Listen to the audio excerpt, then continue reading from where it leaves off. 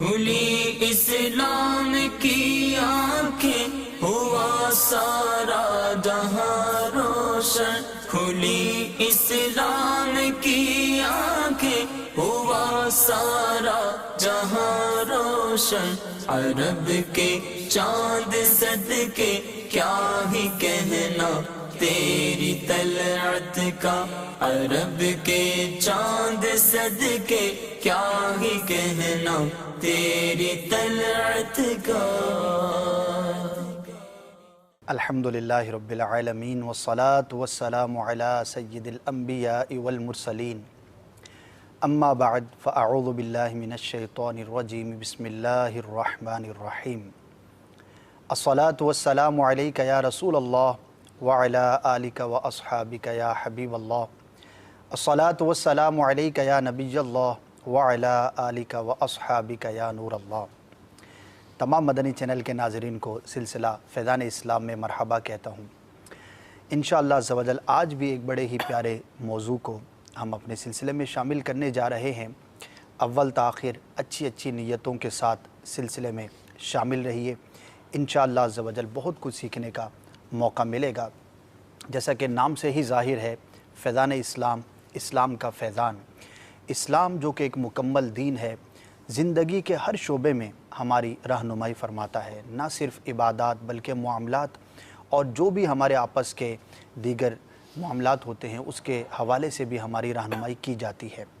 انشاءاللہ عز و جل آج بھی ایک بڑا ہی اہم معاملہ کہ جس کی ہر انسان کو روزانہ ایک بار نہیں بلکہ کئی مرتبہ ضرورت درپیش ہوتی ہے، اس سے متعلق مفتی صاحب سے سوالات کریں گے اور قرآن و حدیث کی روشنی میں ہم یہ رہنمائی حاصل کریں گے کہ اسلام اس بارے میں ہماری کیا رہنمائی کرتا ہے۔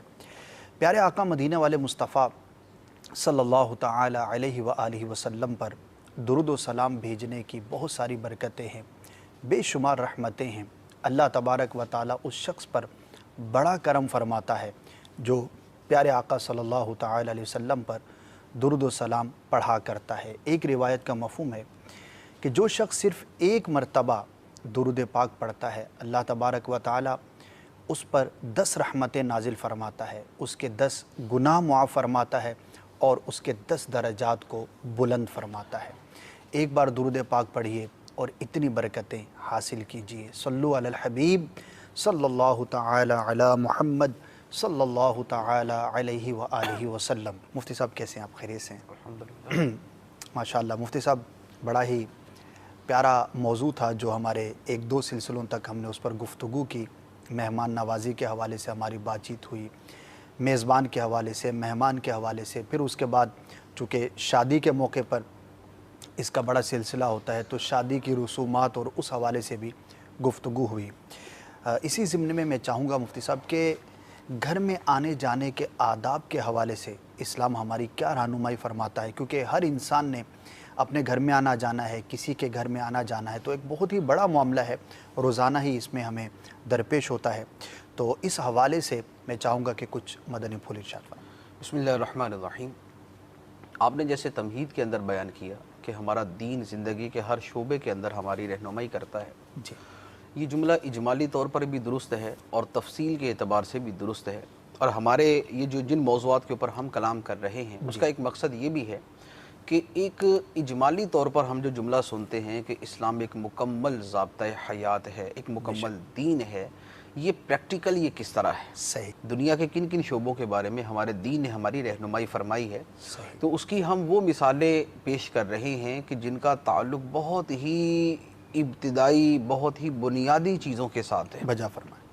اور اس کی ویسے تو کچھ تفصیل ہم بالکل شروع کے سلسلوں میں بیان کر چکے ہیں کہ ہمارے دین کے کتنے شعبے ہیں، اور انہی میں سے ایک شعبہ معاشرت تھا۔ معاشرت سے ہماری مراد یہ تھی کہ ہر وہ جگہ کہ جہاں پر ایک آدمی کا دوسرے کے ساتھ تعلق قائم ہوتا ہے جی، اور وہ آدمی تنہا نہیں کرتا، وہاں پر ہمارے دین کے کیا احکام ہیں۔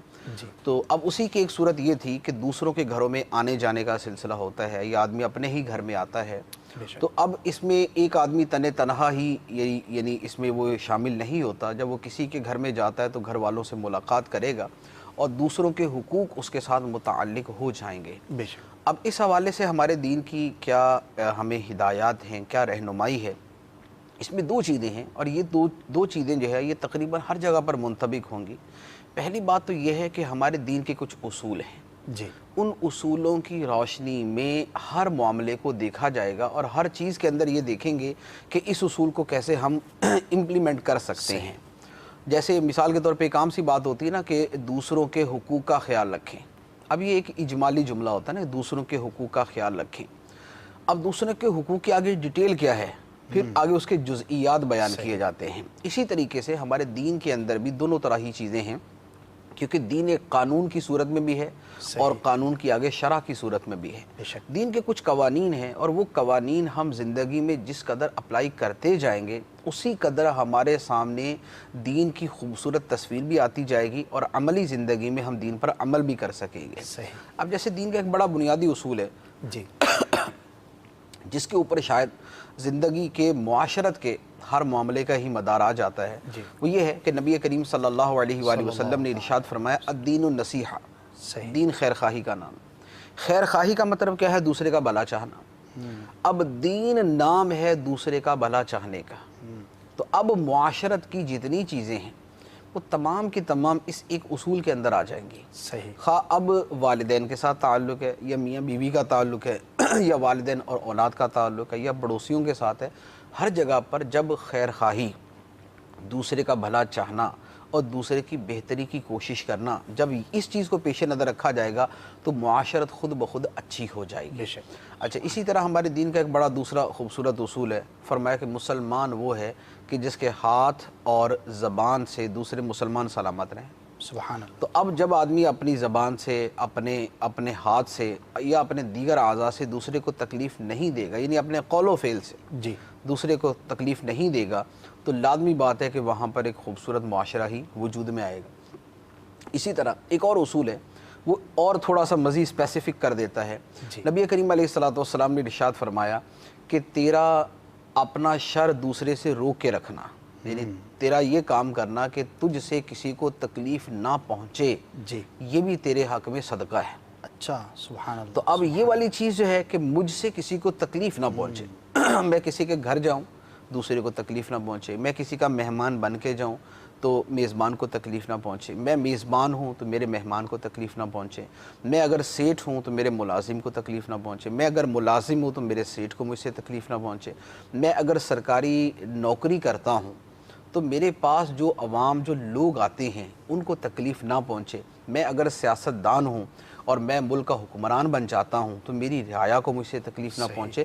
یعنی اب آپ اس کو ان ڈیٹیل کرتے جائیں ہر شخص کے اور حوالے آپ سے دیکھ لیں کہ یہ کس قدر وسعت اپنے اندر رکھتا ہے کہ تیرا اپنے شر کو لوگوں سے روک کر رکھنا کہ تجھ سے کسی کو تکلیف نہ پہنچے، یہ تیرے حق میں صدقہ ہے اور اس پر باقاعدہ صدقے کا ثواب ہے۔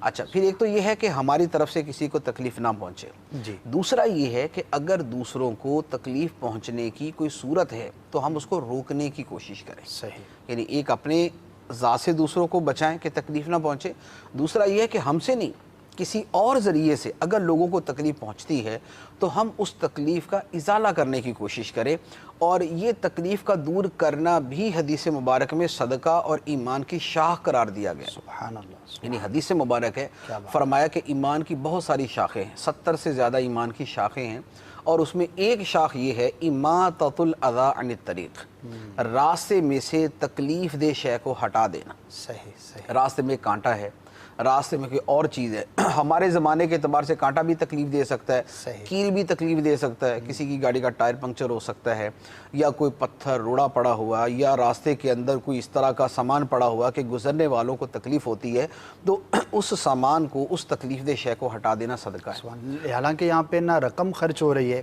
نہ ہی کچھ مال کا جو ہے وہ خرچ کیا جا رہا ہے۔ جنرل کانسیپٹ لوگوں کے ذہن میں یہی ہوتا ہے کہ صدقہ صرف اسی چیز کا نام ہے، حالانکہ یہ بھی صدقے کی کتنی خوبصورت، بہت سارے معانی ہیں، ان میں سے ایک معنی یعنی یہاں منطبق ہوتا ہے جو حدیث مبارک میں فرمایا گیا۔ تو اب راستے سے تکلیف دہ شے ہٹا دینا، اب اس کی وسعت میں جائیں تو ہمارے ہاں تو شاید یہی سب سے زیادہ مسئلہ درپیش ہوگا۔ صحیح، راستے میں گاڑی کھڑی کرنے کے اعتبار سے، راستے کے اندر جو ہے وہ کیا نام ہے کچرا پھینکنے کے اعتبار سے، راستوں کو بند کرنے کے اعتبار سے، ہر چیز کے اعتبار سے یہ ہو سکتا ہے کہ ہم اس چیز کا خیال کریں۔ مکان تعمیر کرتے ہیں تو راستوں کا ہم اس کے اعتبار سے دیکھیں۔ آپ نے اس سلسلے میں فرمایا تھا کہ یہ راستے سے متعلق انشاءاللہ پورا ایک سلسلہ کریں گے۔ جی یعنی بالکل، اتنا بڑا وسیع ٹاپک بارے میں ہے، ایک پورا جو ہے وہ میرے ذہن میں ہے، اس پر باقاعدہ احادیث بھی ہیں۔ تو یہ ایک اور اصول ہے کہ ہم دوسروں سے تکلیف کو ختم کریں۔ اچھا، اب تیسرا اس سے آگے کی بھی سٹیپ ہے، یعنی گویا یوں تھا کہ ہم سے کسی کو تکلیف نہ پہنچے، ٹھیک ہے، لیکن فائدہ بھی نہ پہنچے، صحیح، ٹھیک ہے، ہم سے تکلیف نہ پہنچے، یہ دیٹس اینڈ، صحیح، اب اس سے آگے نہیں۔ دوسرا یہ ہے کہ اگر کسی دوسرے سے تکلیف پہنچ رہی ہے تو ہم اس کو دور کر دیں، ٹھیک ہے، تیسرا یہ ہے کہ ہم سے لوگوں کو نفع پہنچے، سبحان اللہ، ہم سے لوگوں کو فائدہ پہنچے۔ اور حدیث مبارک ہے، نبی کریم صلی اللہ علیہ وآلہ وسلم نے ارشاد فرمایا، خیر الناس من ینفع الناس، سبحان لوگوں میں بہترین شخص وہ ہے جو دوسروں کو نفع دینے والا ہے، دوسروں کو فائدہ دینے والا۔ سبحان اللہ، جائز طریقے سے جو دوسروں کو فائدہ دیتا ہے تو وہ اللہ کی بارگاہ میں بہترین لوگوں کے اندر شمار ہوگا۔ اب خواہ وہ اس کے اوپر اس کی نوکری ہو، یعنی ایک آدمی مثال کے طور پہ پولیس والا ہے، صحیح، صحیح، پولیس والے کا کام یہ ہے کہ وہ امن و امان کی صورتحال کو برقرار رکھے، صحیح، لوگوں کو دہشت گردی سے، لوگوں کو جو ہے وہ دوسروں کی بدماشی سے بچا کے رکھے۔ اب اگر وہ یہ بھی کام کر رہا ہے صحیح، کہ لوگوں کو نفع پہنچاتا ہے، ان کے جان و مال کی حفاظت کرتا ہے، تو یہ بھی اللہ تعالیٰ کی بارگاہ میں بہترین لوگوں میں شمار ہوگا، اگرچہ اس کی ڈیوٹی ہے، اگرچہ اس کی ڈیوٹی ہے، کیونکہ وہ بہرحال اس شے کے اوپر ضرور عمل کر رہا ہے کہ لوگوں کو نفع پہنچا رہا ہے۔ اسی طرح ڈاکٹر ہے، ڈاکٹر سے لوگوں کو نفع پہنچتا ہے۔ اسی طرح جائز تعلیم دینے والا استاد ہے، اس کے ذریعے لوگوں کو نفع پہنچتا ہے۔ اسی طریقے سے ایون کہ جو کسی بلڈنگ کا چوکیدار ہوتا ہے، صحیح، وہ چوکیدار بلڈنگ والوں کو بھی نفع دیتا ہے، آنے والوں کو بھی نفع دیتا ہے کہ وہ ان کے ساتھ بھی اچھے انداز میں بات کرتا ہے اور صحیح ان کو گائیڈ کرتا ہے، صحیح، بلڈنگ والوں کی بھی حفاظت کرتا ہے، ان کو بھی صحیح طریقے سے جو ہے وہ رکھتا ہے۔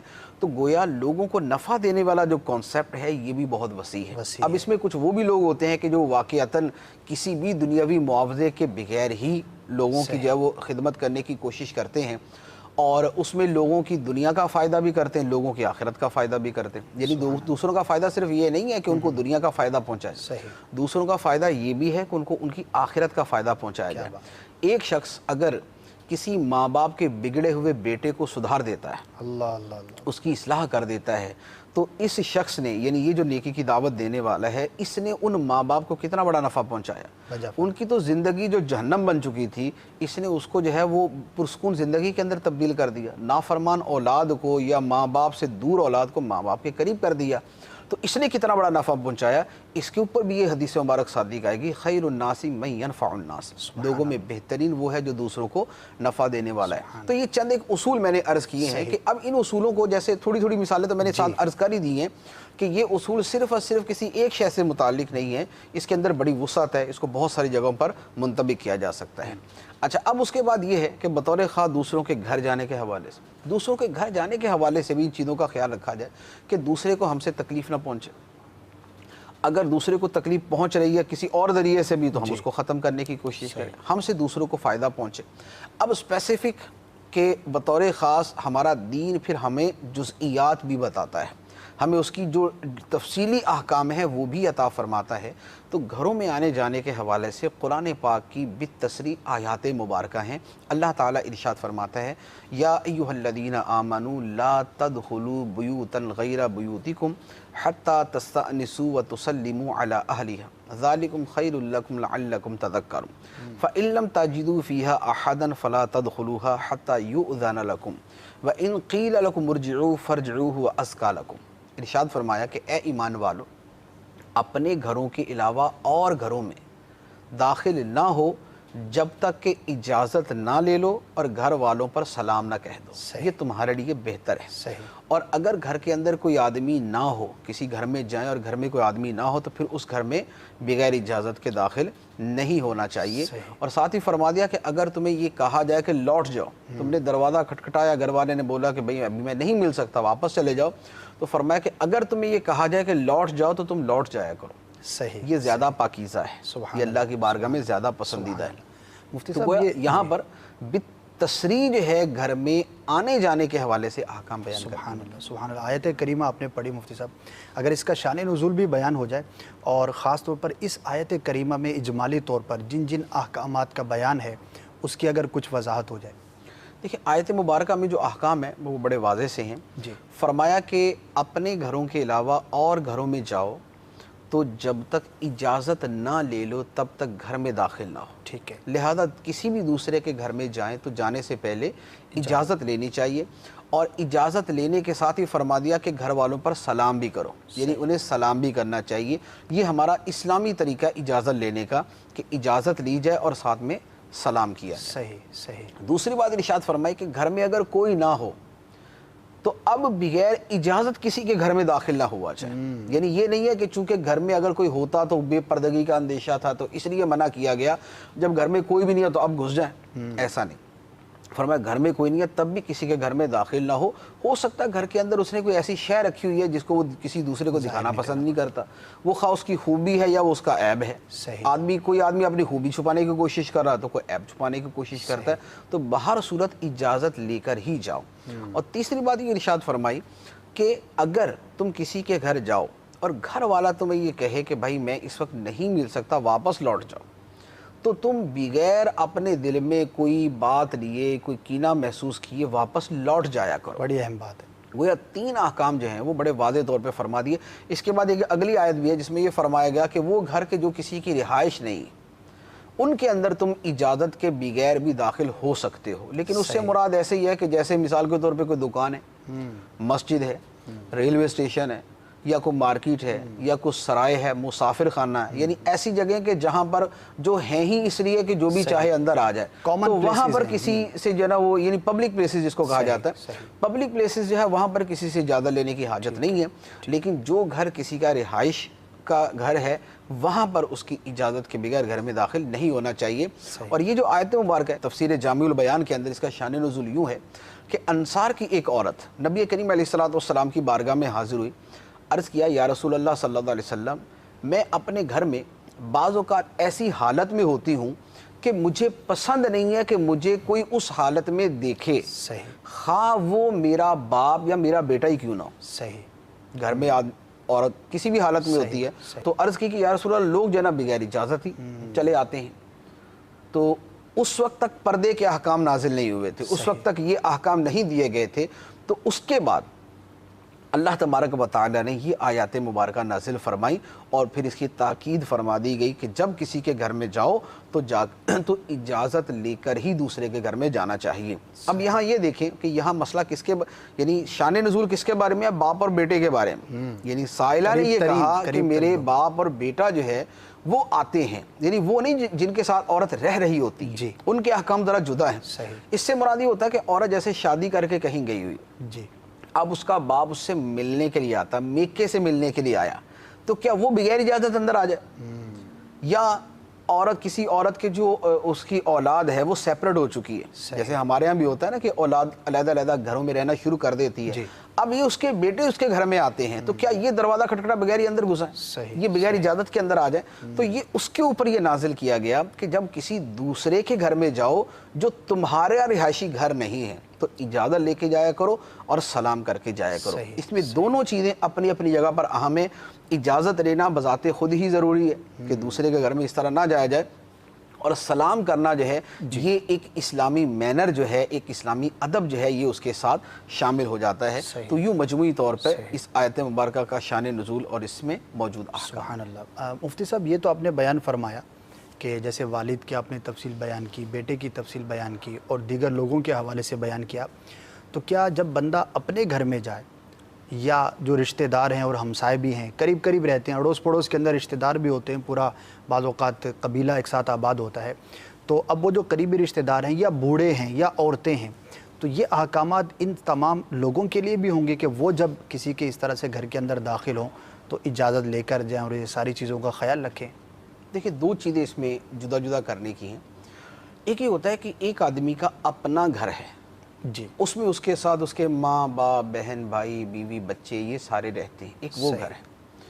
दूसरा वो घर है कि जिसको हम अपना तो कहते हैं لیکن وہ ہماری جائے سکونت نہیں ہے، ہماری رہائش وہ نہیں۔ پریکٹیکلی ہم وہاں نہیں رہ رہے، پریکٹیکلی ہم وہاں نہیں رہ رہے۔ جیسے مثال کے طور پہ 3-4 بھائی ہوتے ہیں، ان کے ساتھ ساتھ مکانات ہوتے ہیں۔ صحیح صحیح۔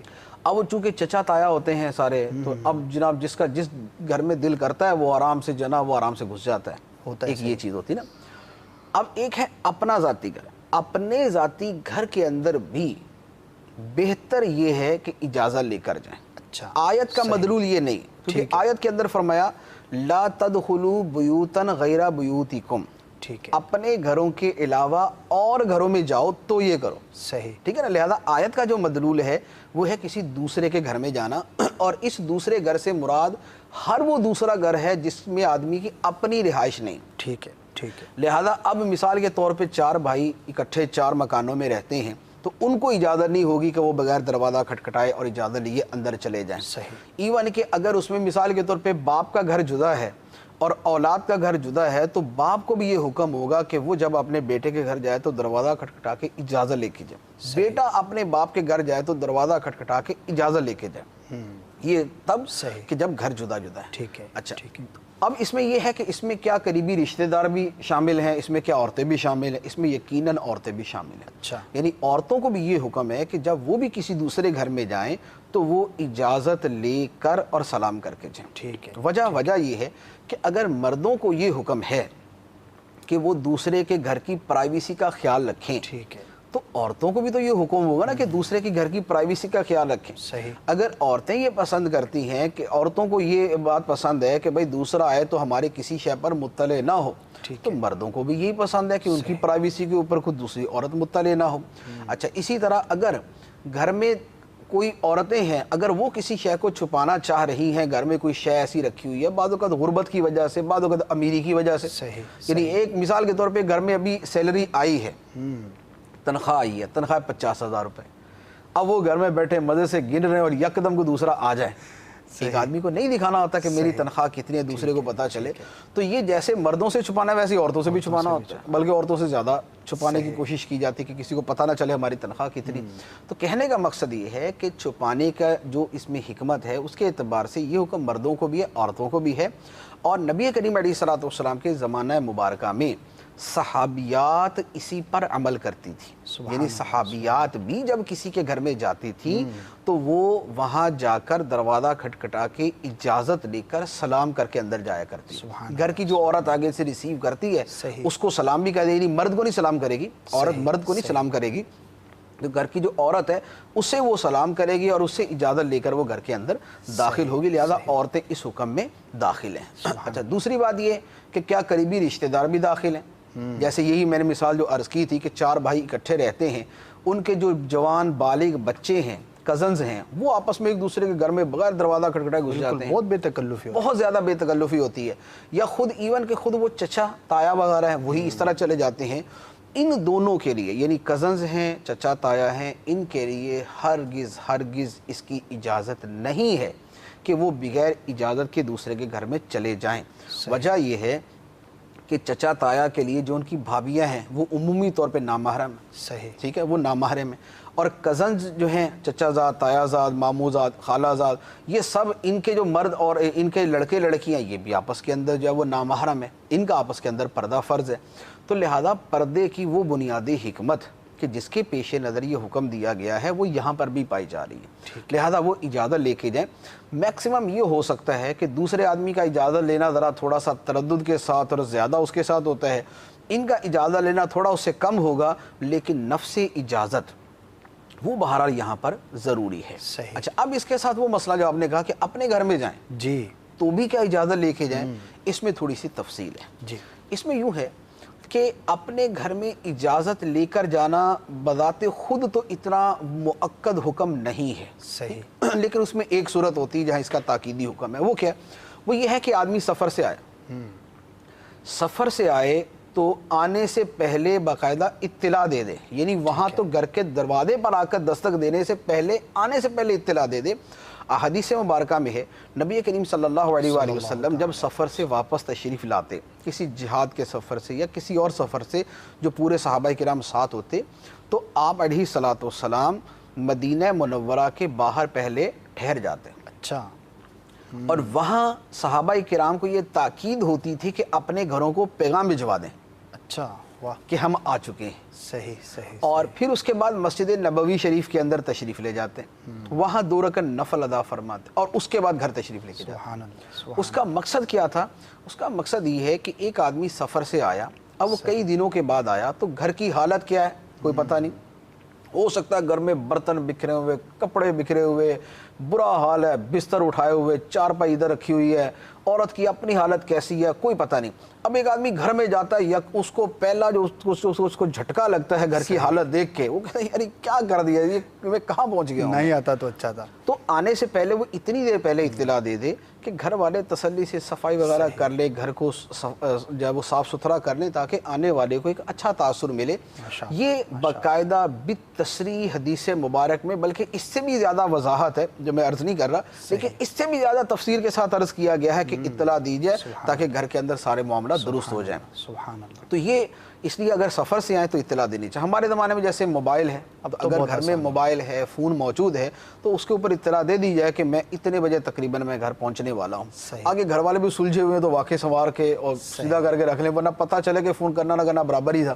گھر کی ویسی حالت ہے جیسے ویسے ہونی دونوں کی تربیت. تو اچھا اس کے دوسری صورت یہ ہے کہ اپنے گھر میں ایسے جانا, جیسے مثال کے طور پہ ہم جاب سے فارغ ہوتے ہیں, ہم اپنی نوکری سے فارغ ہوتے ہیں, اس کے بعد گھر چلے جاتے ہیں. صحیح. اب کیا دروازہ کھٹکھٹا کے اطلاع دے کے اجازت لے کے جائیں؟ اس میں بھی یہی ہے. اچھا, اس میں بھی یہی ہے صحیح. کہ اجازت لے کر, اجازت تو اس میں یعنی آدمی کیا لے گا, لیکن یہ ہے کہ اطلاع دے دے, اس میں اطلاع دے کر اس میں جائے, یعنی دروازہ کھٹکھٹا کے ہی اندر جائے. حدیث مبارک میں اس کی بھی تاکید فرمائی. اچھا, ایک حدیث مبارک میں یہاں ارشاد فرمایا گیا کہ یعنی سرکار علیہ الصلوۃ والسلام نے حکم بیان فرمایا, تو کسی نے کہا کہ یا رسول اللہ کہ اپنے گھر کے اندر بھی جائیں تو اسی طرح, یعنی ہم دروازہ کھٹکھٹا کے اور اس طرح کر کے جائیں. تو فرمایا کہ کیا تم یہ پسند کرو گے کہ تم اپنی ماں یا اپنی بیٹی کو ایسی حالت میں دیکھو جس حالت میں تمہیں دیکھنا ہرگز پسند نہیں.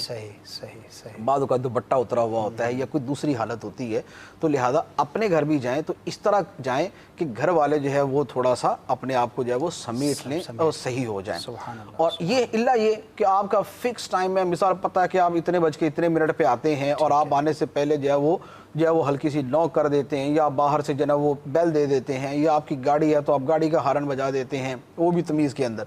تو اب یوں کر کے کہ گھر والوں کو پتہ ہے کہ بھی آپ آ چکے ہیں, تو اب یہ گویا ایک قسم کی اطلاع ہی ہے, یعنی اصل مقصد گھر والوں کو مطلع کر دینا ہوتا ہے. وہ اگر پایا جا رہا ہے تو درست ہے, ورنہ یہ ہے کہ گھر بھی جائیں تو دروازہ کھٹکھٹا کے پھر ہی اندر جانا گھر میں داخل ہوں. سبحان اللہ, کتنی ہی پیاری جو ہے وہ ہماری تربیت ہے. اور واقعی یہ تمام باتیں سننے کے بعد ناظرین بھی اس بات کو بخوبی سمجھنے میں کامیاب ہوں گے کہ دیکھیے ہمارا اسلام کتنا خوبصورت مذہب ہے. یعنی اتنی بظاہر ایک چھوٹی چھوٹی چیزیں کہ اپنے گھر میں جانا ہے, ہمسایوں کے گھر میں جانا ہے, رشتہ داروں کے گھر میں جانا ہے, اور جو عام طور پر لوگوں کا انداز ہوتا ہے, مینرز کا خیال نہیں رکھا جاتا, لیکن اسلام نے کتنی خوبصورتی کے ساتھ بیان فرمایا. اور پیارے آقا صلی اللہ تعالی علیہ وآلہ وسلم کی جو عادت مبارکہ ہم نے سنی, اس میں ہمارے لیے کتنا کچھ سیکھنے کا اس کے اندر مواد ہے. کہ دیکھیے پیارے آقا صلی اللہ تعالی علیہ وسلم جب کہیں سے تشریف لاتے تو باقاعدہ اہتمام فرماتے, رک جاتے, اطلاع دی جاتی, نفل ادا فرماتے, پھر گھر میں تشریف لے کر جاتے. تو یہ جو ایک کانسیپٹ ہے کہ یار اسلام میں صرف مخصوص چیزوں کا بیان ہے, ان سب چیزوں کا بیان نہیں, یا تو لوگوں کی کم علمی ہوتی ہے یا اس طرف توجہ نہیں کرتے. ورنہ سچی بات یہ ہے کہ اگر ان تمام باتوں پر ہم عمل کریں تو ہماری اپنی زندگی بہت ہی خوبصورت گزرے اور دوسروں کو بھی ہماری ذات سے کوئی نقصان نہ پہنچے. ہمارا پورا کا پورا معاشرہ جو ہے وہ بہت ہی خوبصورت ہو جائے. بات ہے علم حاصل کرنے کا جذبہ ہونا چاہیے, سیکھنے کی کوشش کرنی چاہیے. اب جیسے کہ سلسلہ ہو رہا ہے, اول تا آخر ہم اس میں شریک رہیں, اور پھر جو بات بیان کی جائے میرے اندر یہ بھی جذبہ ہونا چاہیے کہ میں نے اس پر عمل کرنا ہے. نیت بھی کرتے جائیے ساتھ ساتھ کہ انشاءاللہ عز و جل اگر ان باتوں میں سے کوئی ایسی چیز تھی جو مجھ سے چھوٹ رہی تھی تو میں انشاءاللہ عز و جل اس پر آج کے بعد ضرور کاربند ہوں گا. بچوں کی بھی تربیت کریں, اپنے اطراف کی تربیت کریں, جہاں جہاں جس کا جو منصب ہے, یہ سب چیزیں جو ہیں وہ سیکھنے اور سکھانے کی ہیں. انشاءاللہ عز و جل معاشرے میں بڑی ہی پیاری تبدیلی واقع ہوگی. مفتی صاحب بہت سارے احکامات ہم نے سنے, خاص طور پر گھر میں آنے جانے کے حوالے سے جو اجازت کا بار بار تذکرہ ہوا, اطلاع دینے کا تذکرہ ہوا, اور اگر اجازت نہیں ملے تو خوش دلی کے ساتھ واپس لوٹ جائیں. یہ ساری چیزیں جو بیان ہوئیں تو ان تمام چیزوں میں کیا کیا حکمتیں ہو سکتی ہیں؟ یعنی سننے کے بعد عمل کا جذبہ مزید بیدار یوں بھی ہوتا ہے کہ یار فلاں عمل اگر میں کروں گا تو اس کا مجھے یہ فائدہ ہے، اس کے اندر یہ حکمت ہے. تو اسلام کے ان اصولوں کے اندر کیا کیا حکمتیں ہو سکتی ہیں جو ہمارے لیے عمل کو جو ہے وہ مزید پختہ کرنے کا باعث ہو سکتی ہیں؟ کچھ حکمتیں تو ضمنی طور پر ساتھ ساتھ میں عرض کی ہیں. جی. بنیادی طور پہ ایک چیز ہے کہ ہمارے دین کے اندر کسی بھی شے کو اچھے طریقے سے کرنا بڑا پسندیدہ ہے.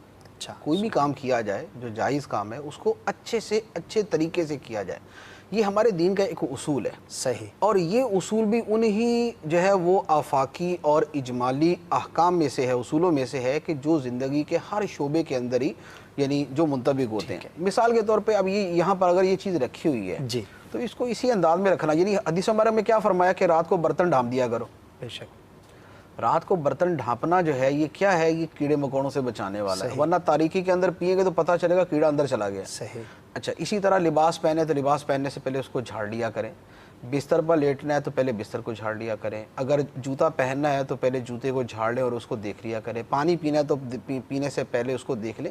یعنی ضرر سے بچانا اور کسی کام کو اچھے طریقے سے کرنا یہ ہمارے دین کی پسندیدہ چیزوں میں سے ہے. حدیث مبارک ہے نبی کریم صلی اللہ علیہ وآلہ وسلم نے ارشاد فرمایا کہ جب تم جانور کو ذبح کرو تو ذبح بھی اچھے طریقے سے کیا کرو. کیا بات ہے، کیا بات. یعنی یہاں تک فرمایا گیا کہ ایون کہ یہ فرمایا کہ جب کسی کو قتل کرو تو اچھے طریقے سے قتل کرو. یعنی مثال کے طور پہ قصاص کے اندر جیسے یعنی قتل کے بدلے میں قتل کیا جاتا ہے تو اس میں بھی اس کو یہ نہیں ہے کہ بدترین طریقے سے عقوبت دے کے اس کو ماننا، تڑپا تڑپا کے. اس کے اندر بھی فرمایا کہ احسان کو اور اچھے طریقے کو اختیار کرنا چاہیے. صحیح. تو کوئی کام اچھے طریقے سے کرنا اللہ تعالیٰ کو پسند ہے. سبحان اللہ. اچھا اب اسی طرح یہ گھر میں آنے جانے کی جو چیزیں ہیں ان میں اب ہم خود سمجھتے ہیں کہ گھر میں آنے کا یہ اچھا طریقہ ہے اور یہ برا طریقہ ہے. صحیح. ہم کسی کے گھر میں جائیں دروازہ کھٹکھٹا کے اجازت لے کر سلام کر کے جائیں تو ہر آدمی کہے گا کہ ماشاءاللہ اس کو گھر میں آنے جانے کے آداب آتے ہیں، یہ اچھے طریقے سے آیا. اور اگر اس کے بغیر ہی جناب گھس جائیں تو آدمی یہی بولے گا یار پتہ نہیں چلتا کہ آدمی آیا یا بیل آیا اندر. صحیح. کہ بغیر اجازت ہی اندر گھس آئیں. تو اچھے طریقے سے کام کرنا ہماری شریعت کو پسند ہے. ٹھیک ہے. اب یہ جو گھر میں آنے جانے کی جو چیزیں بیان کی ہیں اس کے پیچھے جو اور اس میں ایک تو یہی ہے کہ یہ ایک اچھا طریقہ ہے، اس کو اپنانا چاہیے. اور یہ اچھا طریقہ اس لیے پوری دنیا میں اسی پہ عمل کیا جاتا ہے. یعنی دنیا کی جو مہذب قومیں شمار کی جاتی ہیں اور جو پڑھے لکھے اور ویل مینرڈ اور سیویلائزڈ نیشنز جن کو کہا جاتا ہے وہ ہمارے قرآن کے انہی اصولوں پر عمل کرتے ہیں. صحیح. کہ وہ کسی کے گھر جائیں گے تو فون کر کے جائیں گے، پوچھ کے جائیں گے، اجازت لے کے جائیں گے، وقت لے کے جائیں گے، بہت زیادہ نہیں بیٹھیں گے، ساری چیزوں کے اوپر عمل کریں گے.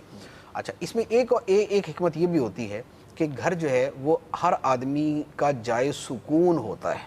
ٹھیک. آدمی گھر میں آرام کر رہا ہوتا ہے.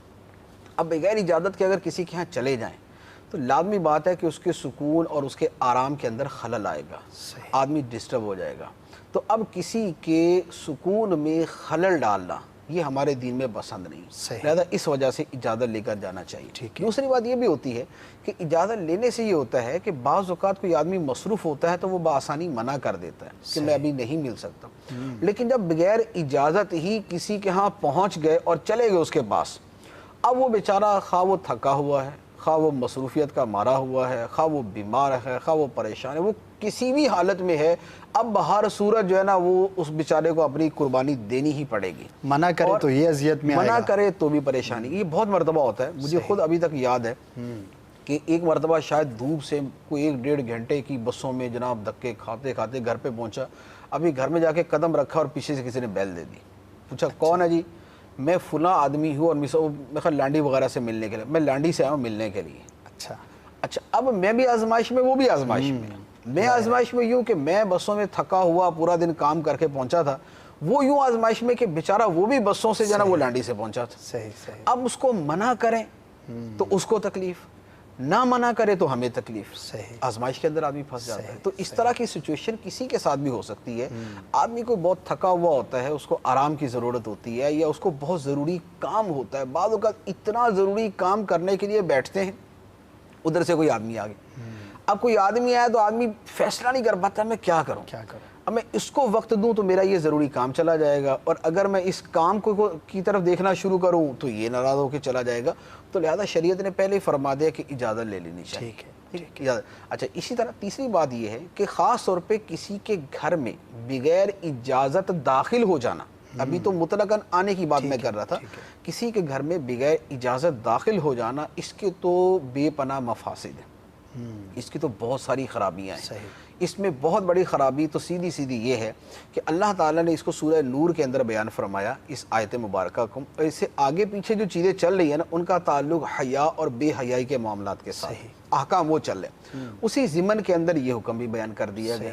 اس میں اس حکمت کی طرف بھی اشارہ ہے کہ یوں کسی کے گھر میں اچانک جانا بعض اوقات حیا کے معاملات کے اندر کسی اتنے سنگین واقعے کو جنم لے سکتا ہے کہ آدمی دوبارہ اس کا پوری زندگی تدارک نہیں کر سکتا. وجہ فرمائیں.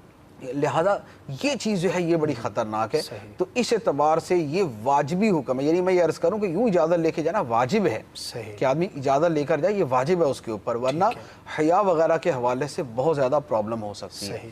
اچھا، چوتھی بات وہی ہے جو ہم نے پہلے بھی عرض کی ہے حکمت اس میں، وہ یہ ہے کہ بعض اوقات کوئی آدمی اپنی کوئی شاید چھپانا چاہتا ہے، خواہ وہ اس کی نیکی ہے یا وہ اس کی بدی ہے. ایک آدمی اپنی نیکی نہیں ظاہر کرنا چاہتا یا ایک آدمی اپنی بدی نہیں ظاہر کرنا چاہتا. دونوں صورتوں کے اندر جو آدمی بغیر اجازت کسی کے گھر میں چلا جائے گا، اب یہ بات میں کہہ رہا ہوں سوری بھئی اب سوری کرنے کا کیا فائدہ؟ آپ نے اس کی اچھائی بھی دیکھ لی، یا اگر اس کی برائی تھی تو آپ نے وہ بھی دیکھ لی. اس کا پردہ تھا، اللہ تعالیٰ ہمیں پردہ پوشی کا فرماتا ہے، اور ہمیں ہمارا دین ہی ہمیں اپنی نیکیاں بھی چھپانے کا فرماتا ہے. جو نیکی دوسروں پر ظاہر کرنا ضروری نہیں ہے وہ نیکی چھپائی جائے. تو ایک آدمی اپنا عمل چھپا رہا تھا یا وہ اپنی برائی چھپا رہا تھا، تو ہمیں یہ حکم تھا کہ تجسس نہ کرو، پردہ پوشی کرو. جو کوئی آدمی اپنی بات نہیں ظاہر کرنا چاہتا اس کے اوپر مطلع ہونے کی کوشش نہ کرو. تو اب یہ ساری کی ساری حکمتیں جو ہے نا وہ سائیڈ میں ہو جائیں گی جب آدمی بغیر اجازت دوسرے کے گھر میں گھس جائے گا. تو لہذا اجازت لے کر ہی دوسرے کے گھر میں جانا چاہیے. مفتی صاحب، بعض اوقات ایسا ہوتا ہے کہ بہت گہرا تعلق ہے، دوست ہیں، جیسے کہ آپ نے فرمایا کہ دور سے آ جائے گا، اچانک آ گیا، اجازت نہیں لی تو یہ مفاسد ہے. تو بعض اوقات دوستانہ بڑا ہوتا ہے، بڑا قریبی تعلق ہوتا ہے، اور وہ یہ سمجھتا ہے کہ یار میں اگر چلا جاؤں گا تو اس کی ایسا مسئلہ نہیں ہے، اس کو برا نہیں لگے گا، منع کرنا ہوگا تو منع کر دے گا یا منع نہیں کرے گا. تو اس کانسیپٹ کے اندر بعض لوگ جو ہے بے تکلفی کو مد نظر رکھتے ہوئے چلے جاتے ہیں، آ جاتے ہیں. تو ان کے بارے میں کیا فرمائیں گے؟ دیکھیں، بعض اوقات وہ بے تکلفی ختم بھی ہو جاتی ہے. پھر جب ایک مرتبہ کسی کے اس طرح جائیں نا اور سامنے والا واقعی منع ہی کر دیں، بہت مرتبہ ایسا بھی ہوتا ہے. بہرحال اس کی فی نفسی تو اس کا حکم میں یہ عرض کروں گا کہ یوں اگر بغیر پوچھے کسی کے، ایک ہے کسی کے گھر میں داخل ہو جانا اور ایک ہے کسی کے گھر کے باہر چلے جانا کہ میں آپ سے ملنے آیا ہوں. صحیح. کسی کے گھر میں داخل ہو جانا تو باہر صورت منع ہے. ٹھیک ہے. اس کی تو اصلاً اجازت نہیں ہے، وہ تو صراحتاً فرما دیا گیا، الا یہ کہ اس نے کہا ہوا ہے کہ یار میں گھر پہ اکیلا ہوں، دروازہ کھلا تو تم چپ چاپ اندر آ جانا، دروازہ کھڑکھڑانے کی ضرورت نہیں. صحیح. ٹھیک ہے نا، یہ کسی نے کہا ہوا ہے. اب کسی نے کہا ہوا تو وہ بھی انتظام کر کے بیٹھا ہوا اسی حساب سے، یہ اس کے گھر میں چلا جاتا ہے. اس سے ہٹ کر کہ جب دوسرے کی طرف سے اذن موجود نہیں ہے تو اب باہر صورت دوسرے کے گھر میں اجازت لے کر ہی داخل ہوں گے. ٹھیک ہے. دوسری بات یہ ہے کہ بغیر اجازت لیے اس کے گھر یوں چلے گئے کہ وہاں جا کے دروازہ کھٹکھٹا رہے کہ میں ملنے آیا ہوں. یہ ہمارے زمانے کے اعتبار سے یعنی اس کو یہ کہا جائے گا کہ اس کا التزام کیا جائے کہ اجازت لے لی جائے. ورنہ فی نفسی بہرحال شریعت نے اس کو ضروری قرار نہیں دیا، کیونکہ یہ اب تو ہمارے زمانے میں نا موبائل ہیں، فون ہے، تو ہم جانے سے پہلے فون کر لیتے ہیں. تو یہ ہم اپنے اعتبار سے کرتے ہیں. جب جس زمانے میں یہ تھا ہی نہیں تو اس زمانے میں کیسے پہلے اطلاع دی جاتی؟ تو لازمی بات ہے کسی کے گھر جا کے اس کو دروازہ کھٹکھٹا کے بولیں گے کہ میں آیا ہوں، ملنا چاہتا ہوں. لیکن اس صورت میں یہ تھا کہ اگر گھر والا یہ کہے کہ میں مصروف ہوں، میں ابھی نہیں مل سکتا، تو پھر آدمی واپس آ جائے. صحیح. اب وہ خواہ قریبی ہے یا وہ غیر قریبی ہے، دونوں صورتوں میں پھر وہی حکم ہے جو اللہ تعالیٰ نے فرما دیا، وَإِن قِيلَ لَكُمْ ارْجِعُوا فَارْجِعُوا. صحیح. اگر تمہیں یہ کہا جائے کہ واپس لوٹ جاؤ تو تم واپس لوٹ جایا کرو. پھر یہ ہونا چاہیے. ورنہ کیا ہوگا کہ آدمی اپنی بے تکلفی اور دوستانے کے اندر چلا جائے گا، لیکن سامنے والا ہو سکتا اس سے بھی زیادہ اہم کام میں مصروف ہے. اب اس نے جا کے دروازہ کھٹکھٹایا اور سامنے والے نے کہہ دیا کہ میں ابھی نہیں مل سکتا، تو اب یہ زندگی بھر کے لیے بے تکلفی تو گئی ساری کی ساری. تو لہذا ہمارے زمانے میں بہتر یہی ہے کہ جب فون موبائل موجود ہیں تو جانے سے پہلے اجازت لے لینی چاہیے. جزاک اللہ. مفتی صاحب ایک کال ہے اسی ٹاپک کے حوالے سے، وہ شامل کر لیتے ہیں. جی سنائیے. السلام علیکم ورحمۃ اللہ وبرکاتہ. وعلیکم السلام ورحمۃ اللہ وبرکاتہ. میں قادرپورہ ملتان سے محمد شمول رضا اطاری عرض کر رہا ہوں. فیضان اسلام سلسلے میں میرا سوال یہ ہے کہ آج کل ایک فیشن ہے کہ بغیر اطلاع دیے کسی کے گھر جانا اور پھر کہنا کہ میں سرپرائز دینا تھا میں نے تاکہ آپ کو زیادہ خوشی ہو، یہ بہتر ہے یا اطلاع دے کر جانا چاہیے؟ السلام علیکم ورحمۃ اللہ وبرکاتہ. وعلیکم السلام ورحمۃ اللہ وبرکاتہ. مفتی صاحب، یہ دوسروں کے گھر جانے کے بھی حوالے سے ہے اور اپنے گھر میں جانے کے حوالے سے بھی بعض لوگ اس طرح کا سلسلہ اختیار کرتے ہیں کہ یار سرپرائز ہو. والدہ کے ساتھ بھی بعض اوقات ہوتا ہے کہ یار امی جان کو سرپرائز، ابو جان کو سرپرائز، دوسرے شہر سے بالخصوص جب آتے ہیں، یا رشتہ داروں کے ساتھ بھی ہوتا ہے. واقعی بڑا ایک اہم سوال ہے، کیا فرمائیں؟ دیکھیے اس میں بھی ایک وہ فرق جو ہے نا وہ ذرا سامنے رکھیں. ایک ہے کسی کے گھر میں گھس جانا، صحیح، یہ سرپرائز دینا، ٹھیک ہے، یہ سرپرائز ہے، یہ شاکنگ نیوز ہے، یہ باہر صورت جائز نہیں ہے، صحیح. ٹھیک ہے. دوسرا یہ ہے کہ بغیر اطلاع کے پہنچ گئے. تو میں نے عرض کیا نا کہ جیسے پچھلے زمانے کے اندر اگر ایک شہر سے دوسرے شہر کو کسی کو ملنے جاتا تھا تو پہلے وہ اس کو خط دے کے اور اس کی تصدیق کے بعد نہیں جاتا تھا، ویسے ہی جاتا تھا. صحیح. ہمارے زمانے میں چونکہ ذرا یہ کہ اطلاع دینے کا رواج ہو گیا ہے تو لہذا اب بغیر اطلاع کے جانا سرپرائز ہوتا ہے. جی. تو اس میں ہر آدمی اپنی صورتحال کو دیکھ لے. اگر واقعی اس کا جانا سرپرائز ہے تو پھر ٹھیک ہے، سرپرائز دے سکتا ہے. یعنی سرپرائز کا کیا مطلب ہے کہ سامنے والے کو خوشی ہوگی، خوشی ہو، یعنی اچانک خوشی. اب بعض اوقات کیا ہوتا ہے کہ ہم جہاں سرپرائز سمجھ لیتے ہیں وہاں شوق ہوتا ہے. صحیح، اس کو شوق لگ رہا ہوتا ہے کہ یار یہ بغیر اطلاع کے کام پہنچ گیا میرے پاس، نازل ہو گیا. اب وہ اس کو سرپرائز دے رہا ہے، وہ بیچارہ شوق کے کیفیت کے اندر طاری ہے. تو لہذا یہ نہیں ہونا چاہیے. صحیح. تو اپنی حیثیت آدمی دیکھ لے کہ واقعی ایسا ہے. بعض اوقات یعنی بہت ساری جگہوں پہ ایسا ہو بھی سکتا ہے کہ کسی کے گھر میں جیسے ماں باپ سے ملنے کے لیے ان کی اولاد ان ایکسپیکٹڈلی پہنچ گئی، وہ بڑی خوشی ہوگی ان کو. ٹھیک ہے. اسی طرح ایک بھائی دوسرے بھائی کے گھر چلا گیا اور تعلقات بھی اچھے ہیں تو واقعی بہت اچھی بات ہے. دوستوں کے ہاں بھی یہ ہو سکتا ہے کہ ایک دوست دوسرے دوست کے ہاں چلا جائے، واقعی بہت اچھا لگتا ہے.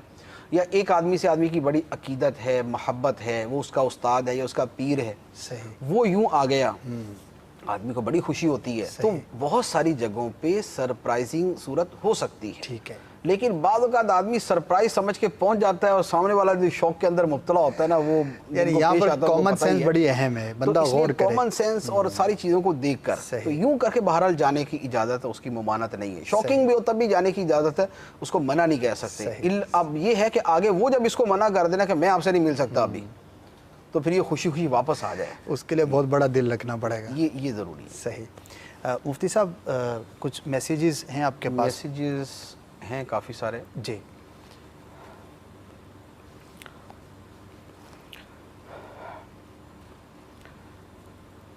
ایک گھر میں دستک کتنی مرتبہ دی جائے؟ جی. تو گھر میں دستک دینے کے بارے میں حدیث مبارک میں صراحت سے فرمایا گیا کہ 3 مرتبہ تک جو ہے وہ دستک دی جائے.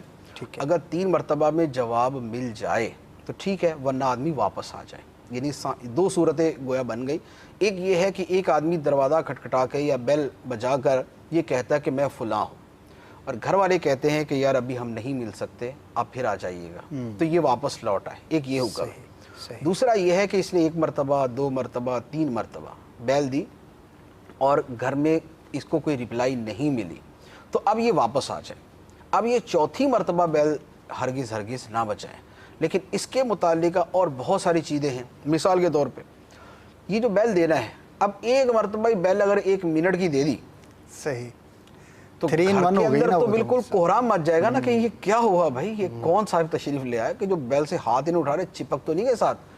تو بیل دینے کا بھی طریقہ ہونا چاہیے. اب دروازہ کھٹکھٹانے کے پہلے دروازہ کھٹکھٹایا جاتا تھا تو یہ تھا نا کہ دروازہ کھٹکھٹایا بس. صحیح. بیل بھی یہی ہے کہ بیل بجائی اور ختم، کہ سامنے گھر والوں کو اطلاع ہو جائے کہ بھئی کوئی باہر آیا ہے، اور اس کے تھوڑی دیر بعد دوبارہ، اس کے تھوڑی دیر بعد دوبارہ، اس کے بعد فارغ. اب اس میں اول تو یہ ہے کہ بیل اتنی زور سے نہ بجائی جائے یا اتنی دیر نہ بجائی جائے کہ وہ 1 مرتبہ جو بجانا ہے وہی 14 مرتبہ کے برابر ہو جائے. صحیح. دوسری بات یہ ہے اگر دروازہ کھٹکھٹایا، جیسے بیل نہیں ہے دروازہ کھٹکھٹا، تو دروازہ کھٹکھٹانے کی اجازت ہے، توڑنے کی اجازت نہیں. یہ نہیں ہے کہ اتنے زور شور سے اس کو بجائیں گے کہ گھر والے ہل جائیں گے. اگر کمزور دروازہ ہوا تو بیچارہ ویسے ہی فوت ہو جائے گا وہ. تو دروازہ اس طرح نہ بجایا جائے. اچھا، تیسری بات یہ ہے کہ 3 مرتبہ میکسیمم بتایا گیا. ٹھیک ہے. یہ واجب نہیں ہے کہ آپ گھر پہ گئے تو 3 مرتبہ بجا کے ہی چھوڑنا ہے. ٹھیک ہے. آپ یہ بھی کر سکتے ہیں کہ 1 مرتبہ بجایا اور آپ واپس آ جائیں. صحیح. 2 مرتبہ اجازت ہے، 3 مرتبہ، چوتھی مرتبہ اجازت نہیں، لیکن 3 مرتبہ بجا کر ہی چھوڑنا یہ کوئی ضروری نہیں ہے. اگر آپ کو سمجھ آتا ہے کہ یار گھر والوں نے لازمی بات ہے کہ اس کو سن لیا ہوگا، اور اس کے یعنی 2 تیسری مرتبہ تو اجازت اس لیے ہے نا کہ پہلی مرتبہ ہو سکتا سنا نہیں جی، دوسری مرتبہ جا ہو سکتا سنا نہیں، تیسری ہو سکتا سنا نہیں یوں. لیکن اگر پہلی مرتبہ میں سمجھ آتا ہے کہ بھی گھر والوں نے سن لیا لیکن ابھی ان کا نہیں کھولنے کا ارادہ، یا وہ سو گئے ہوں گے یا کسی کام میں مصروف ہوں گے، تو آدمی پہلی مرتبہ بجانے کے بعد بھی واپس آ سکتا ہے. تو لہذا دروازہ کھٹکھٹانے کے اندر اس کا لحاظ کیا جائے. تو 3 مرتبہ تک کی اجازت ہے، اس سے زیادہ نہیں. اور دروازہ بجانے کے بھی، بیل دینے کے بھی مینرز اور آداب کا خیال رکھتے ہوئے ہی اس کو بجانا چاہیے. جی جی. اچھا، دوسرا سوال ہے، یہ پڑوسی کے بارے میں سوال ہے کہ پڑوسی لڑائی جھگڑا کرتا ہو تو اس کے ساتھ کیا سلوک کیا جائے.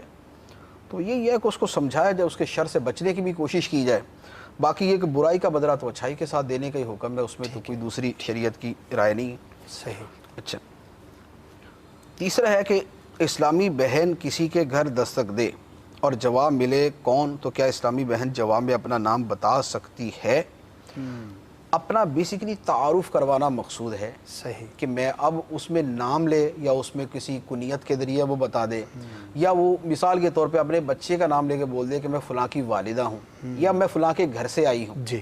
تو اب یہ کہہ دیتے ہیں کہ مثال کے طور پہ میں زید کے گھر سے آئی ہوں، جی، میں عبداللہ صاحب کے گھر سے آئی ہوں. اب یہ لفظ بول دینا جو ہے یہ سامنے والے کو تعارف کروانے کے لیے کافی ہے. تو اپنا نام ہی بالتصریح مینشن کرنا یہ ضروری نہیں. اسلامی بہن دروازہ کھلے تو کیا سلام کیا جائے؟ سلام نہیں کیا جائے گا. جوان کو اصلاً سلام نہیں کیا جائے گا، اور خاموشی کے ساتھ جو بھی ہے، یعنی گھر کے مرد کو ملنا ہے تو اس کو اگر ملاقات ہے تو ٹھیک ہے، ورنہ واپس آ جائیں. صحیح. جی آگے سو.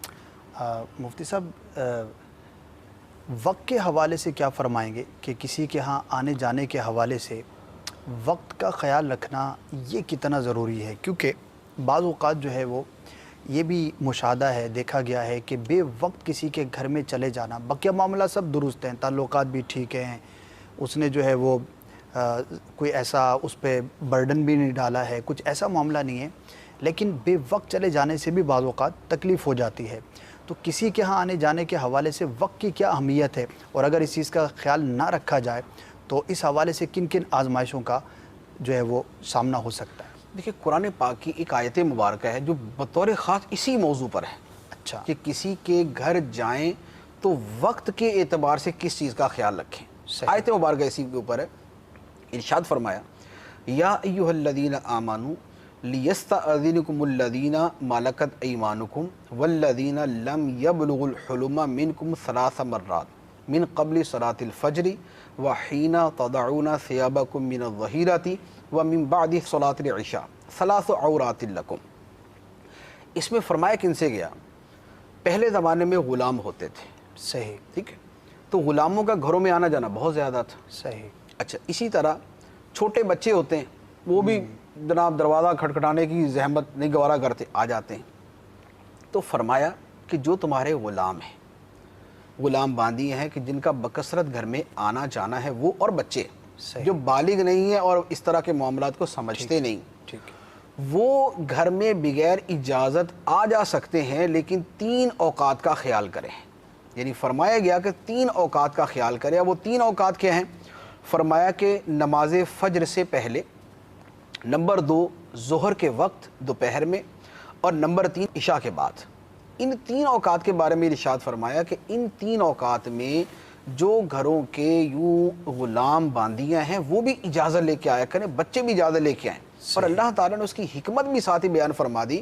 فرمایا 3 عورات لکم، یہ 3 اوقات تمہارے پردے کے اوقات. سبحان اللہ.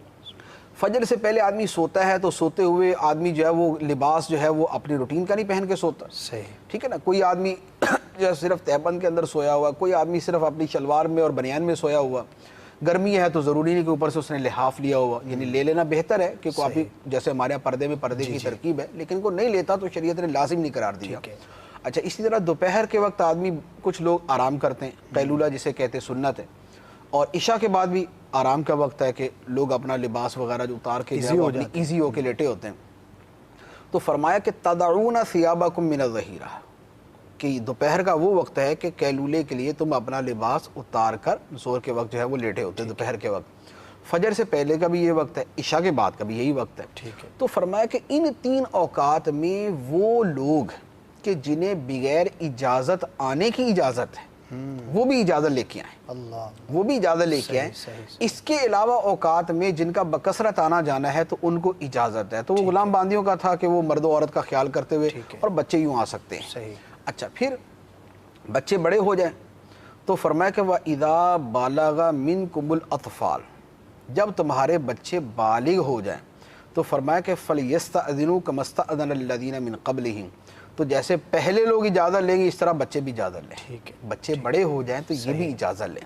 اب اس آیت مبارکہ کو اگر سامنے رکھیں تو چند ایک چیزیں بڑی وضاحت سے سامنے آ جاتی ہیں کہ اللہ تعالیٰ نے ایک شے مثال کے طور پہ بیان فرما دی کہ اس چیز کو پیش نظر رکھو اور اجازت لے کے آؤ کہ جو دوسروں کے پردے کا معاملہ ہے اس کا خیال کرو.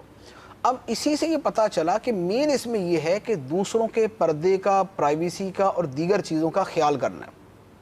اب اس میں دیگر جتنی حکمت والی صورتیں ہوں گی وہ ساری کی ساری اس کے اندر آ جائیں گی کہ جب آپ بغیر اجازت کسی سے ملنے کے لیے پہنچ جائیں گے تو بہت مرتبہ وہی صورتیں پیش آئیں گی جو ہم نے پہلے بیان کی ہیں کہ سامنے والا آدمی بہت زیادہ تھکا ہوا ہے یا وہ بہت زیادہ مصروف ہے یا وہ گھر کا کوئی اہم کام کر رہا ہے اور آپ کے جانے کی وجہ سے وہ بیچارہ اپنے ان تمام کاموں سے جو ہے وہ معذور ہو جائے گا یا وہ اتنا تھکا ہوا ہے کہ آپ سے بات کرنے کی پوزیشن میں نہیں ہے. ایک آدمی دوسرے شہر سے سفر کر کے پہنچا اور اوپر سے دوسرا آدمی پہنچ گیا. اب اس کو اس وقت کھانا چاہیے, اس کو پانی چاہیے, وہ گرمی کے مارے اس کا برا حال ہے, اس نے نہانا ہے, اس نے کچھ بھی کرنا ہے, تو دوسرے کے ہاں بغیر اجازت جانا جو ہے بہت زیادہ ڈسٹربنس کا باعث بنتا ہے.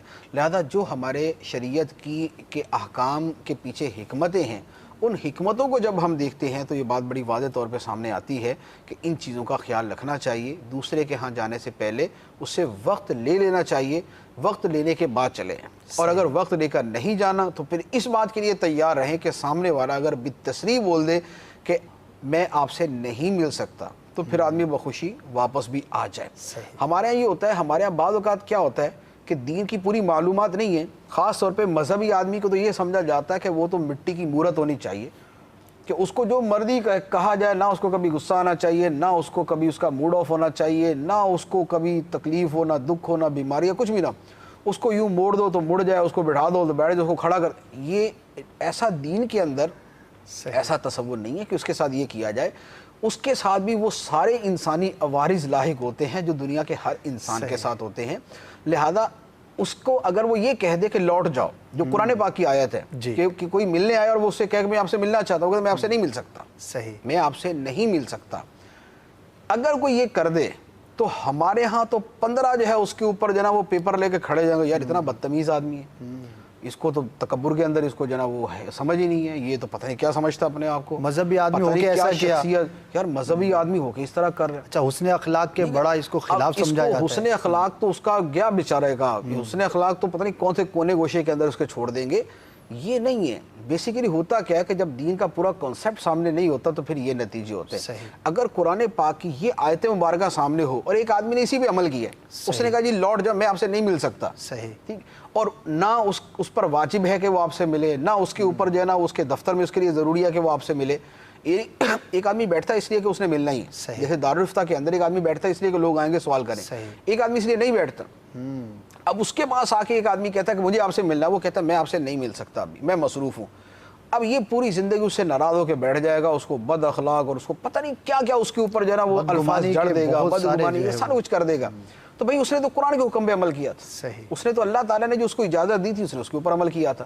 تو لہذا کسی کو یوں بد اخلاق یا یہ وہ سارا کچھ قرار دینے سے پہلے یہ سمجھ لینا چاہیے کہ اس کا قصور ہے یا ہمارا قصور ہے. اجازت لے کر ہم نہیں گئے, پوچھا ہم نے نہیں ہے اس سے, بے وقت ہم گئے ہیں, دوسرے کو تنگ کرنے کے لیے ہم پہنچے ہوئے ہیں. اب اس کے بعد وہ تو بالکل با اخلاق اور یہ وہ سارا کچھ ہونا چاہیے. تو یہ ہے کہ وہ اس کا ایک ایکسٹرا یعنی ایڈوانٹیج کہہ لیں یا اس کی ایک حسن اخلاق کا بہت اعلیٰ درجہ کہہ لیں کہ وہ یوں کر لے.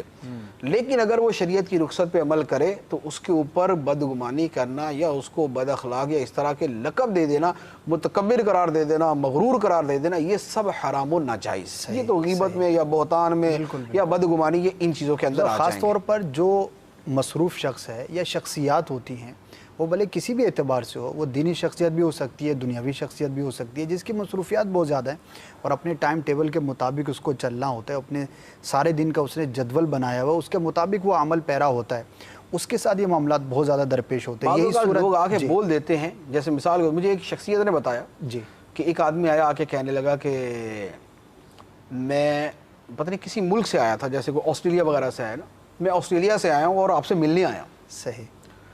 تو انہوں نے کہا کہ آپ واقعی آسٹریلیا سے مجھ سے ملنے آئے؟ صحیح۔ آپ کو اور کوئی کام نہیں تھا؟ صحیح۔ یا یہ کہ آپ کے کاموں کے اندر مین کام یہ بھی تھا؟ صحیح۔ تو اب اس کو سمجھ آ گئی کہ میں نے تو جھوٹ بولا ہے صحیح۔ کہ میں آسٹریلیا سے ان سے ملنے نہیں چلا تھا، یہاں آیا تھا تو چلو لگے تو ان سے بھی ملتے جاتے ہیں، اور یہ بہت مرتبہ ہوتا ہے۔ آنے والا بولتا ہے جی میں آپ سے ملنے کے لیے فرانس سے آیا ہوں، احسان جتا رہا ہوتا ہے وہ اپنا کہ بھائی اگر آپ نے فرانس سے آنا تو ہمیں ٹکٹ دیتے تو ہم ہی فرانس پہنچ جاتے ہیں، 2-4 دن آپ کے بعد رہ کے ہی آ جاتے۔ تو مفت کے اندر جھوٹ بھی بولنا، احسان بھی جتلانا کہ ہم اتنی دور سے آپ سے ملنے آئے ہیں۔ اب یہ ہے، البتہ یہ اس کے ساتھ میں یہ ضرور عرض کر دوں کہ جس سے کوئی ملنے آئے اسے چاہیے کہ آنے والے سے ملاقات کرے۔ نبی کریم صلی اللہ علیہ وآلہ وسلم کی سنت مبارکہ یہی ہے کہ آپ آنے والوں سے ملا کرتے تھے، ٹھیک ہے۔ اچھا، اسی طریقے سے سرکار علیہ الصلوۃ والسلام نے فرمایا اِنَّ لِزَوْرِكَ عَلَيْكَ حَقًّا، تیرے ملاقاتی کا بھی تیرے اوپر حق ہے۔ اللہ اللہ، یہ حدیث مبارک ہے، تیرے ملاقاتی کا بھی تیرے اوپر حق ہے۔ یہ میں اس لیے کہہ رہا ہوں کہ یہ نہ ہو کہ ایک آدمی اپنی کسی بری عادت کا جواز جو ہے یہ ساری کی ساری جو چیزیں میں نے بیان کی ان کو بنا کے بیٹھا ہو۔ مفتی صاحب نے کہا تھا کہ بالکل آپ 2 ٹوک الفاظ میں بول دیں کہ گیٹ آؤٹ، قرآن پر عمل ہے، قرآن پہ عمل کریں، ایسا نہیں ہے معاذ اللہ۔ ملاقات کے لیے کو آئے، اکرام مسلم، احترام مسلم کا تقاضا یہ ہے کہ آدمی اس سے ملے، زیادہ ٹائم نہیں دے سکتا، تھوڑا ٹائم دے دے، 5 منٹ نہیں دے سکتا، 1 منٹ دے دے۔ بعض اوقات لوگ صرف سلام لینے کے لیے آتے ہیں، اب ہمارے بعض اوقات ہمارے جو چوکیدار مہربان ہوتے ہیں وہ بیچارے کو غریب کو سلام بھی نہیں کبھی لینے دیتے۔ وہ 2 سال بعد مل کے شکوہ کر رہا تھا جی میں تو 10 مرتبہ آیا، آپ کے چوکیدار نے اندر نہیں آنے دیا۔ تو یہ ہے، کوئی آتا ہے تو اس کو آدمی یہ کہہ دے کہ بھئی میرے پاس وقت تھوڑا ہے، اب 2 منٹ آپ جو بات کرنا چاہتے ہیں وہ کر لیں۔ باقی سلام لینے کے لیے اگر کوئی آگے بڑھتا ہے تو اس میں تو کوئی حرج نہیں ہے، سلام لینا چاہیے۔ مسلمان کی دلجوئی بھی ہے اس کے اندر، اس کی خیرخواہی بھی ہے، اسے محبت کا اظہار بھی ہے، سامنے والا وہ بھی وہ خوش بھی ہوتا ہے، دعائیں بھی دیتا ہے۔ تو جہاں آدمی کو کوئی آزمائش نہ ہو، بڑی مصروفیت نہ ہو، بہت ضروری کام نہ ہو، تو وہاں پر اگر وہ مسلمان کا دل خوش کرنے کی نیت سے، احترام مسلم کی نیت سے، اس اخلاق کا مظاہرہ کرنے کی نیت سے، سرکار علیہ الصلوۃ والسلام کی سنت مبارکہ پر عمل کی نیت سے اگر وہ آگے سے اچھا سلوک کرے تو یہ نہایت ہی اچھا ہے۔ سرکار علیہ الصلوۃ والسلام کا معمول مبارک یہ تھا کہ آپ کا اگر کوئی دستے مبارک پکڑتا، کیا بات ہے، سبحان اللہ، تو سرکار علیہ السلام سے ہاتھ چھڑواتے نہیں تھے، جب تک اس نے پکڑا ہوا تو آپ اپنا دستے مبارک اس کے ہاتھ میں دیے رہتے، جب وہ ہاتھ چھوڑتا تو سرکار اپنا ہاتھ پیچھے کر لیتے۔ تو اخلاق کا جو اعلیٰ معیار ہے، مقام ہے، وہ یہی ہے، ٹھیک ہے۔ لیکن یہ ہے کہ اجازت جہاں تک ہے وہ میں نے عرض کر دی کہ اجازت کی صورت یہ موجود ہے، لیکن ہمیں اجازت پر اگر کبھی ضرورت ہو تو عمل کر لیں، لیکن اصل عمل جو ہے وہ جو دین کی بلند اخلاقیات ہیں ان کے اوپر ہونا۔ سبحان اللہ۔ مدنی چینل دیکھتے رہیے، دین و دنیا کی بے شمار بھلائیاں حاصل کرنے کا موقع ملے گا۔ صلو علی الحبیب صلی اللہ تعالی علی محمد صلی اللہ تعالی علیہ وآلہ وسلم۔ کھلی اسلام کی آنکھیں ہوا سارا جہاں روشن، کھلی اسلام کی آنکھیں ہوا سارا جہاں روشن، عرب کے چاند صدقے کیا ہی کہنا تیری طلعت کا، عرب کے چاند صدقے کیا ہی کہنا تیری طلعت کا۔